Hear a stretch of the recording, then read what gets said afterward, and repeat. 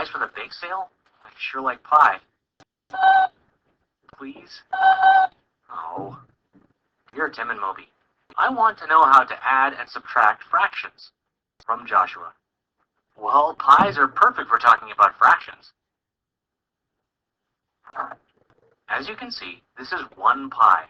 That's one part of one whole, or 1 over 1 in fraction form.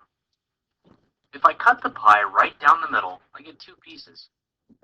Each piece is 1 divided by 2, or 1/2 of the whole. 1/2 plus 1/2 equals 2 halves, or 1 whole.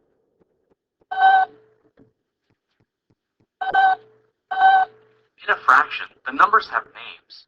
The top number is the numerator, and the bottom number is the denominator. The denominator tells us how many pieces make up one whole. The numerator tells us how many of those pieces we're dealing with. Right, the 2 in this case is a common denominator shared by both fractions.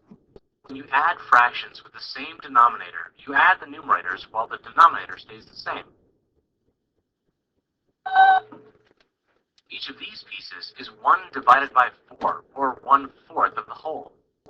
We can see that 1/4 plus 1/4 equals 2/4, or 1/2.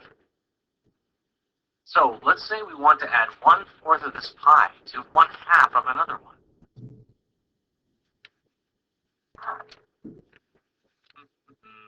Cutting pie. 1/4 and 1/2 are fractions with different denominators. To add them, we need to find their LCD, or lowest common denominator. It's basically the lowest common multiple of the fraction's denominators. For our denominators, 2 and 4, that number is 4. So we want to write all of our fractions as fractions of 4. 1/4 already is, and as we saw before, 1/2 and 2/4 are really the same thing. Now that we have a common denominator, we can just add the numerators. 2/4 plus 1/4 equals 3/4. Well, subtraction is the same idea. As long as we have a common denominator, it's just a matter of subtracting the numerators.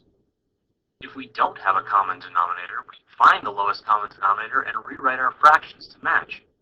Here's a good example. Last year, Moby's pies were the highest selling items in the bake sale. In fact, 5/9 of all the students in our school bought them. But the year before, only 5/12 of the school bought the pies. Come on, it was the first year you made them. People didn't know how good they were yet. Anyway, to find out what fraction of students bought the pies the second year, but not the first year, we would subtract 5/12 from 5/9. Okay, the denominators are 9 and 12. What's the LCD? Good, 36. That's the lowest number that both 9 and 12 multiply into evenly. So let's rewrite our fraction as fractions of 36. Let's see. To turn 9 into 36, we need to multiply it by 4, which means we also have to multiply the numerator by 4.